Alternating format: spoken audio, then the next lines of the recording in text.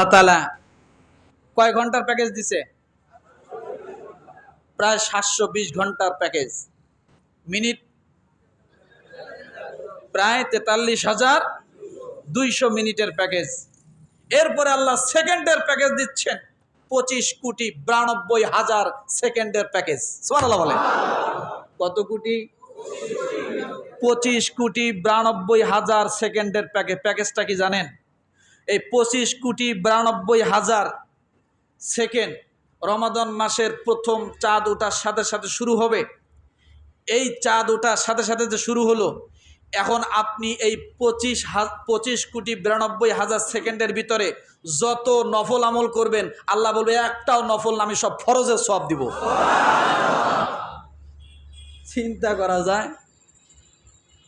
ওই যে বললাম সুবহানাল্লাহ, বলেন তো কয় সেকেন্ড লাগছে? ফরজের সওয়াব হয়ে গেছে। কিসের সওয়াব হয়ে গেছে? এবার বলবেন হুজুর ফরজের তাহলে দাম কত? কথা ঠিক না? ফরজের দাম যদি একটা ফরজকে একটা পাল্লা রাখা হয়, তামাম পৃথিবী সৃষ্টি লগ্ন থেকে শেষ লগ্ন পর্যন্ত যত সময় আছে, এই পৃথিবীতে যত দিন আছে, যত রাত আছে, আল্লাহর যত নেয়ামত আছে, সমস্ত রাত দিন সময় নেয়ামত সব যদি এক পাল্লা দেওয়া হয়, একটা ফরজের সমান হবে না। একটা ফরজের সমান হবে না। আল্লাহ বলেন আমি 25,92,000 সেকেন্ড তোমাদেরকে দিলাম। এক সেকেন্ডে যদি একটা নফল করো, এই 25,92,000 ফরজ আমল করার চেয়ে উত্তম সব আমি আল্লাহ তোমাকে আমল নামায় দিয়ে দেব।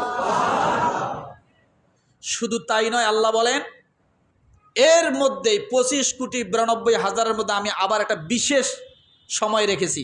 সুবহানাল্লাহ বলেন।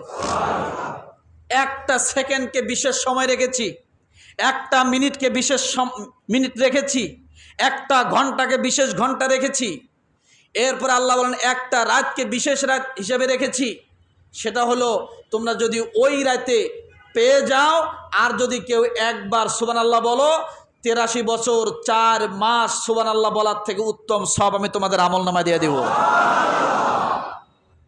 খালি লাভ আল্লাহ, লাভ আল্লাহ। কয় ঘন্টার প্যাকেজ? কত মিনিটের প্যাকেজ? 43,200। কত সেকেন্ডের প্যাকেজ? 25,92,000। এই 25,92,000-এর ভিতরে আল্লাহ এমন একটা সেকেন্ড আপনাকে দামি বানায় দিছে, আপনি এক সেকেন্ড ওই রাত যদি পান, সুবহানাল্লাহ বলবেন, 83 বছর 4 মাস সুবহানাল্লাহ বলার থেকে উত্তম সব আপনার আমলনামায় হয়ে যাবে। এত গুরুত্বপূর্ণ সময়, মিনিট, সেকেন্ড।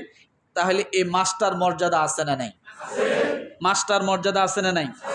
এই মাসটা আসতেছে কবে? কয়দিন বাকি? কয়দিন বাকি? আর মাত্র একদিন। আজকে থেকে শরীর ঝেড়ে দিব। এটা রমাদানের আগের শেষ জুমা। আমরা এবার রোজা রাখবো। কোমর সোজা করে বলেন, আরো সোজা কোন বেটা মানুষের মতো। রোজা রাখবই। রাখবো কইলে কিন্তু মানে হালকা হয়, আর রাখবো হজকে একটা টান দিবেন, গিটো ভালো করে বাঁচবে। কথা ঠিক না? ওই ট্রাক লোড করা পরে দেখবেন এরকম টানতেছে, আস্তে টানে, একটা জোরে টান দেয় না কেন? গিটো বসার জন্য। রাগ বই একবারে লাগিয়ে যাবে। কথা ঠিক না? পারবো। কিন্তু এই রমাদানের শুরুতে আরেকটা আমল আমরা যদি করতে পারি, তাহলে পুরো রমজান মাসটা আমাদের জন্য আমল করা সহজ হবে। সুবহানাল্লাহ কোন কি হবে? এই রমাদানের শুরুতেই যদি আমরা একটা আমল করতে পারি, পুরো রমাদান মাসটা আমাদের জন্য নিরাপত্তা হয়ে যাবে। আসতে কইলেন কেন? নিরাপত্তার দরকার নাই। যেভাবে ডাকাতি হচ্ছে, ছিনতাই হচ্ছে, জানে ভয় লাগে তো রাত্রেবেলা চলতে কষ্ট হয়। কথা ঠিক না? হঠাৎ যদি আপনার বাড়িতে যা রাত 2টার সময় কেউ দরজা নক করে, আপনার কলজে পানি থাকবে না এখন। কথা ঠিক না? তাহলে নিরাপত্তা দরকার আছে না? আল্লাহ রাসূল একটা দোয়া শিখাইছে, বলবো? বলবো?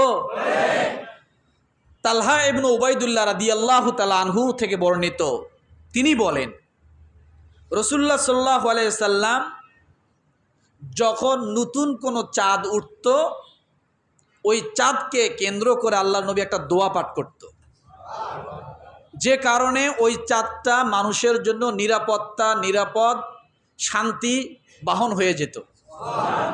বলবো আপনারা রমাদানের চাঁদ খুঁজবেন, পারবো? কোথায় খুঁজবেন? টিভিতে। কোন দিকে? আকাশের দিকে। যখন খুঁজবেন তখন একটা দোয়া পড়বেন, আল্লাহুম্মা আহলিলহু আলাইনা বিল ইয়ুমনি ওয়াল ঈমান ওয়াস সালামাতি ওয়াল ইসলাম রব্বি অরব্বুকাল্লাহ, রব্বি অরব্বুকাল্লাহ।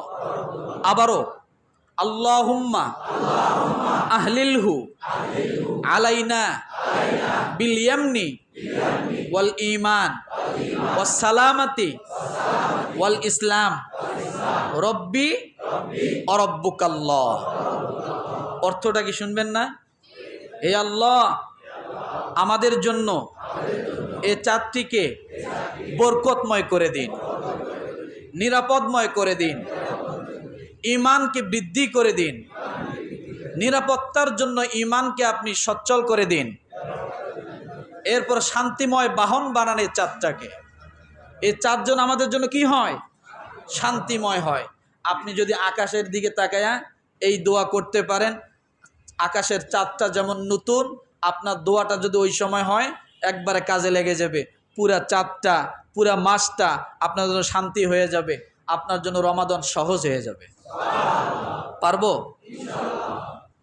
তিরমিজি হাদিস নাম্বার 3451, সহিহ হাদিস। তাহলে আমরা আর একটা দিন পরে রমাদান পাচ্ছি। তারাবি পড়া দরকার নাই, তারাবি পড়া দরকার নাই। কোনো রকম ডিগবাজি দিয়া প্রথম 5 দিন, প্রথম 3 দিন, প্রথম 6 দিন বলে না, পুরা রমাদানের সাথে তারাবির সম্পর্ক, রমাদানের সাথে তারাবির সম্পর্ক। আল্লাহ রাসূল সাল্লাল্লাহু আলাইহি ওয়াসাল্লাম বলেছেন, কোনো মানুষ যদি ঈমানের সাথে কেউ যদি রমাদান মাসে তারাবি নামাজ আদায় করে, আল্লাহ বলেন গুফিরাল্লাহু মা, আল্লাহ নবী বলেন গুফিরাল্লাহু মা তাকাদ্দামা মিন জামবিক, আল্লাহ তাআলা তার জীবনের সব গুনাহ মাফ করে দেয়।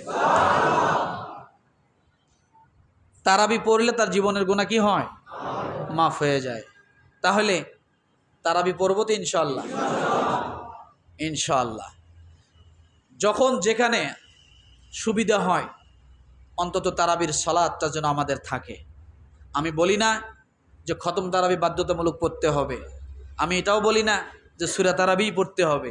যখন যেখানে সুবিধা হয় পড়ে নেব। তবে খতম তারাবি পড়লে একটা সুবিধা হয় কি, অন্তত নিজে যদি কোরআনুল কারীম পড়ার সুযোগ না হয়, অন্তত নামাজের মাধ্যমে হাফেজদের মাধ্যমে কোরআনুল কারীমটা কি হয়? শোনা হয়। আর এটার দ্বারা হয়তো আল্লাহ তাআলা আমাকে মাফ করে দিতে পারে, তাই না? তো আমরা শুনবো তো ইনশাআল্লাহ। তো তারাবি আমাদের এখানে খতমে কোরআন তারাবি হবে ইনশাআল্লাহ। আপনারা যারা পারেন ইনশাআল্লাহ আসবেন, ঠিক আছে? আর রমাদান মাসটা তো ইবাদতের মাস, এক মাসেই তো ইবাদত, এইভাবে আমরা একটু পরিশ্রম নিয়ে করব। আল্লাহ তাআলার হাবিব বলেন যে বাকি 11 মাস তার জন্য আল্লাহ তাআলা বোনাস হিসেবে দিবেন।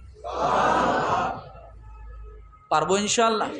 আল্লাহ তাআলা আমাদের সকলকে কবুল করুক, আমিন। ও আখির দাওয়ানা আনিল হামদুলিল্লাহ।